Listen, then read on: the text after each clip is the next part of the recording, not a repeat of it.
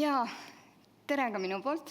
Nii vahva on siin olla. Ma olen täitsa esimest korda riigipilve infopäeva üritusel ja Taavi suutis mulle minu meelest üpriski intrigeeriva pealkirjaga ettekande maha müüa. Ja ma püüan siis nüüd veidi rääkida riigipilvest läbi finantsnumbrite. Ma saan aru, ma vaatasin ees seda registreerimislehte ka, et valdavalt on tegemist tehnoloogia inimestega. Nii et kui midagi tundub mu jutus väga segast või arusaamatut, siis andke märku, küsige vahele, püüan siis natukene selgemini rääkida. Vot. Aga ma mäletan, aasta oli 2022, märts, RIT oli loodud ja riigipilv oli RIKSis. Ja märtsis 2022 tuli riigipilv RIKSist RIT. Nii, jah. Taavi koos enda meeskonnaga. Ma saatsin Taavile kirja kohe, et tere Taavi, et tere tulemast RIT-i, mina olen Birgit, saame kokku, hakkame ehitama riigipilve finantsmudelit. Alguses me istusime seal RIKi, nii palju toredaid akronüüme, RIKi ruumides Lubja tänaval ja saime Taaviga kokku.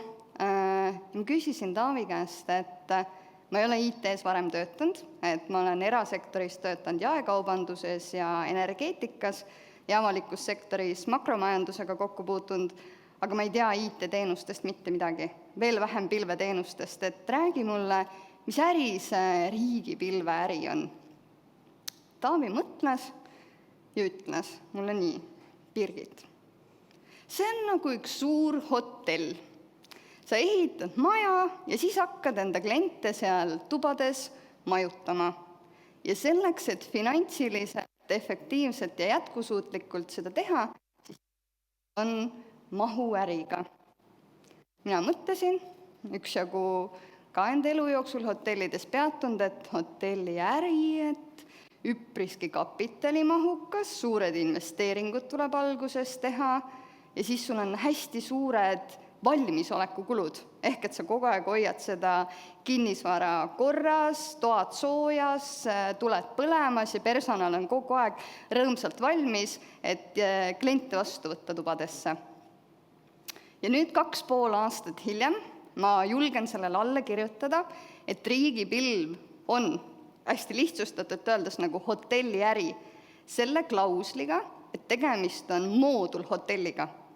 Me ehitame alguses valmis peamaja, kus me võtame vastu kliente, kus me võtame ja majutame esimesed kliendid tubadesse ära, peamajas on esimesed toad valmis tehtud ja me juhime kogu seda hotelli sealt peamajast. Me teeme pikki plaane, me teeme kasvuplaane, me arendame seda peamaja ja peame plaane, kuidas seda maja hakata suurendama moodulite kaupa.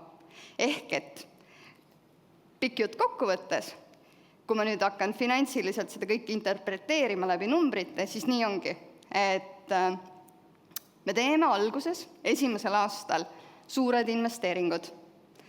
Ja need investeeringud hästi suures pildis proportsionaalselt jagunevad niimoodi, et 1/3 läheb storage'i riistvarasse, 1/3 võrgu riistvara soetamisse, 25% läheb compute'i, 10% varundusse ja 5% jäävad seal veel mingid sellised väikesed erinevad tükid. Ehk et me ehitame selle peamaja valmis, kust enda esimesi kliente vastu võtta. Ja nüüd selleks, et lihtsustatult rääkida, et kuidas see tubade hinnad kujunevad, et kui palju siis ühe toa eest klient peab kuus maksma, siis siia ma olen püüdnud välja joonistada, et millest see hinnamudel proportsionaalselt koosneb, ehk mille eest meie kliendid maksavad, kui nad riigipilveteenust meilt ostavad. Ja suures pildis on niimoodi, et sellest hinnast 94% on teenuse otsekulud, mis jagunevad 3 suureks komponendiks. Esimene suur komponent on teenuste kulu, mis on siis suuremalt jaolt seotud andmekeskuste kuludega. Meil on 4 andmekeskust, 3 neist asuvad Eesti Vabariigi pinnal ja 1 neist asub Euroopa Liidus. Me maksame seal igakuiselt ruumide renti elektrit, välisühendusi ja muid erinevaid litsentse, valdavalt Red Hat litsentsid. Ja need moodustavad üle 50% sellest hinnast, igakuisest hinnast. Siis meil on tööjõud. Meil on 24 FTE-d tehnoloogiaüksuses ja ka teistes üksustes, nii infoturbes kui ka klienditeeninduses, need on küll väga väiksed numbrid, kes panustavad igapäevaselt sellesse, et seda riigipilveteenust teile pakkuda. Ja see moodustab siis kokku natukene üle 20% sellest teenuse hinnast. 20% on amortisatsioon. Need on nüüd need investeeringud, mis me esimesel aastal tegime, need suured riistvara investeeringud. Ja üldhalduskulud, kuhu alla kuulub siis finants, personal, kommunikatsioon, turundus, üldjuhtimine, moodustavad riigipilve hinnast 6%. Hästi lihtne, on ju? Ainukene asi on see, et 5 aasta pärast ongi see riistvara juba kõik vananenud ja meil tuleb teha asendusinvesteering selleks, et tagada, et olemasolevad kliendid, kes meile tulnud on, saaksid ka 5 aasta pärast sama head või veel paremat teenust. Ja selle jaoks ma olengi need joonistanud sinna, et amortisatsioon, 5 aastat kogume järjest amortisatsioone selleks, et meil oleks oma finantseerimisvõimekus, et 5 aasta pärast asendusinvesteeringuid teha.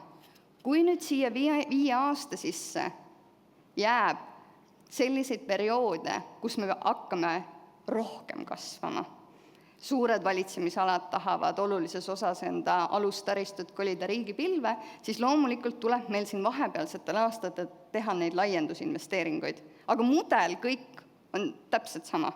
Lihtsalt me peame siis teatud aastatel neid mooduleid sinna peamajale hakkama juurde panema, kuhu siis ka järgmisi kliente majutada. Vot, kas see on loogiline? Jah, minu meelest ka. RIT loodi 2021. aasta lõpus, täistuuridel me läksime 2022. aastal märtsis tööle.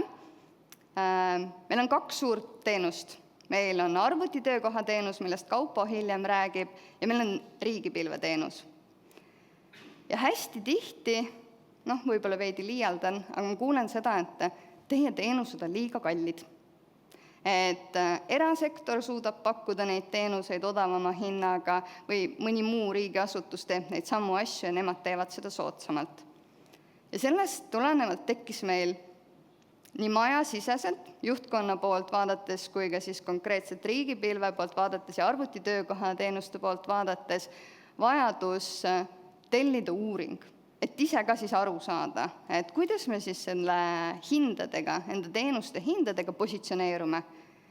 Ja kuna Eesti on võrdlemisi väike ja meil nagu päris keeruline enda teenuste hindasid erasektoriga võrrelda, sest nad tihtipeale ei taha meil öelda, palju konkreetselt täpselt see teenus, mida meie pakume, on see siis riigipilv enda lõplikus olemuses või arvutitöökoha teenus, mis hinnaga nemad seda pakuksid. Ja sellest tulenevalt me hakkasime otsima endale maailmast partnerit, ettevõtted, kes tegelekski konkreetselt IT-teenuste benchmarkimisega, hinnavõrdlusega.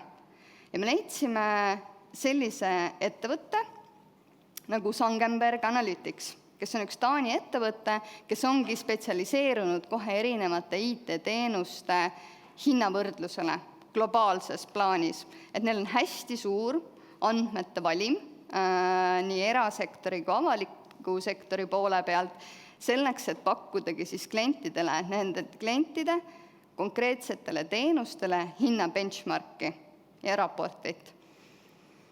Ja me tegime seda siis eelmise aasta alguses selle Taani ettevõttega, võtsime ette enda teenuste SLA-d, enda teenuste finantsmudelid, intervjuude vormis, nende analüütikud meie inimestega kohtusid ja me saime selle raporti kätte esmaseks ülevaatuseks ja riigipilve puhul me saime vastuseks, et sellisel kujul, nagu meie seda riigipilve teenust pakume, on turuvõrdluses see riigipilveteenus 6% soodsam kui turul pakutav etalon riigipilveteenus. Taavi on niisugust vahvat sõna kasutanud, aga üks-ühele võrdluses teenuse komponentide kaupa, kuidas see siis turul positsioneerub.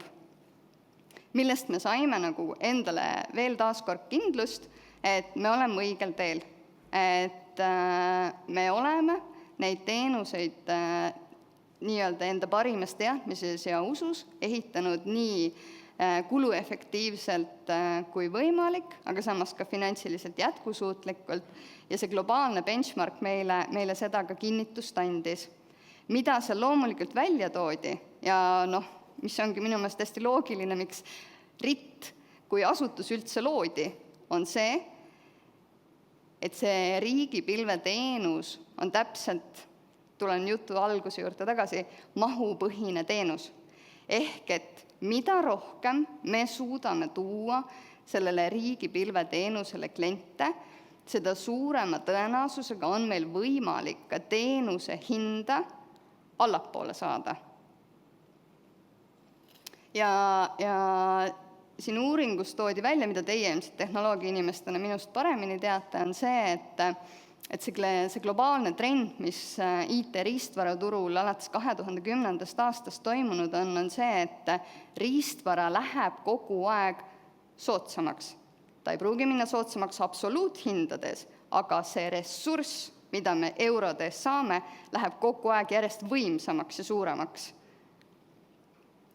Nii et meil kindlasti siit nagu 2 olulist nii-öelda ka järeldust enda jaoks ka selle teenuse arendamisel ja kasvu planeerimisel kaasa võtta on selgelt olemas, et teenus enda olemuselt ja sellelt, kuidas ta täna finantsiliselt on üles ehitatud, on globaalselt konkurentsivõimeline, aga selleks, et seda veel rohkem kuluefektiivselt ja Eesti riigi jaoks avaliku sektori alustaristu kontekstis efektiivselt teha, on vaja hakata kasvama.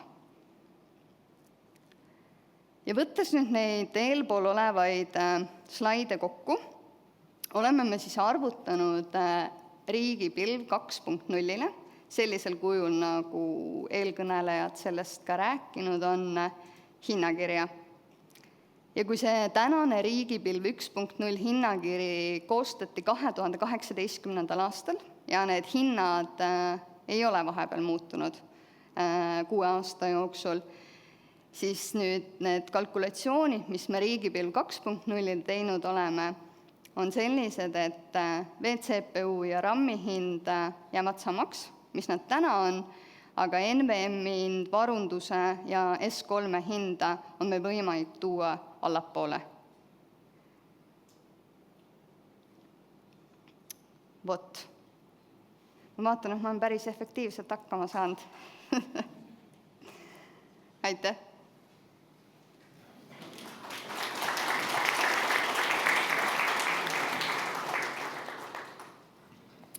Nii, kas meil saalis on küsimusi? Juba üks käsi, kohe tuleb mikrofon.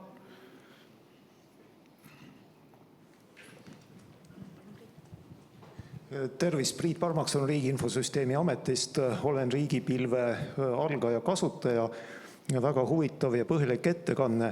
Pakuksin võib-olla edasiseks mõtlemiseks seda, et kas riigipilve strateegia liigub sinna low-coster, odava hinna teenuse pakkuja poole või on ka alternatiive, et võib-olla kliente, kellele kui hind on vastuvõetav, ma ei ostaks kõige madalamat, aga mis ma olen tähele pannud, mis on riigipilve nagu need diferentseerivad head omadused on, et ma saan personaalset lähenemist, endine hea kolleeg Ave Aun näiteks, kliendi toes, kliendi tugi peaks olema mehitatud korralikult, kui ütlete vähe, peaks olema rohkem. Ja teine, et ma saan ka ikkagi eesti keeles suhelda, mis võib-olla kõigile ei ole oluline, aga Eestis võiks olla oluline. Aitäh! Aitäh! Online'is inimesed on ka aktiveerunud. Esimene küsimus oli, kas erasektor võib riigipilve klient olla? Täna ma ütleks juriidiliselt mitte. Taavi oskab mind täiendada ärijuhina, aga minu meelest on meil väga selgelt defineeritud, kes saavad riigipilve tulla ja erasektor sinna hetkel ei kuulu. nii, if, what? kui ta pakub teenust avalikule sektorile. Anname korra Taavile mikrofoni. Siis riigi osalust on ministeerium kodulehel. Nii on mind kuulda. Erasektor muidu ei saa, aga kui erasektor osutab avaliku pilvele teenust, siis selle raames me teeme erandi ja me kontrollime seda. Just, võtan siit edasi, kas kuhu asetus turu benchmarki RIT-i arvuti töökohateenus? Kas tulem tuli sarnane? Sellest ma rääkisin aasta aega tagasi. Olime Suur-Ameerika tänaval, oli ATK infopäev ja ATK hind, nagu me teda toona näitasime ja nagu enda mudeli mõttes on ta täna täpselt samas kohas, oli 1% alla benchmargi. Ehk et ma finantsinimesena ütleksin, et nagu benchmargis täiesti konkurentsivõimeline. Ja tegelikult hästi oluline, millest ma seal arvutitöökoha teenuse infopäeval hästi pikalt rääkisin ja ma siin riigipilve puhul mitte nii väga, hästi oluline on see iga teenuse puhul, et me võrdleme õunu õuntega ja banaane banaanidega, mitte banaane õuntega.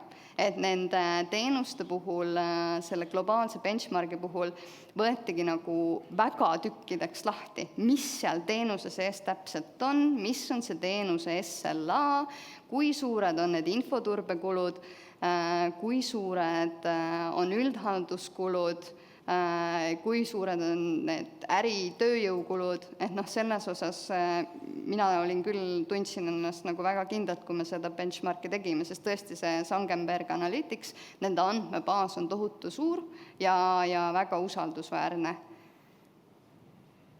Jah. Kas keegi tahab saalist veel küsida? Ma näen, Kristjan tõstis käe.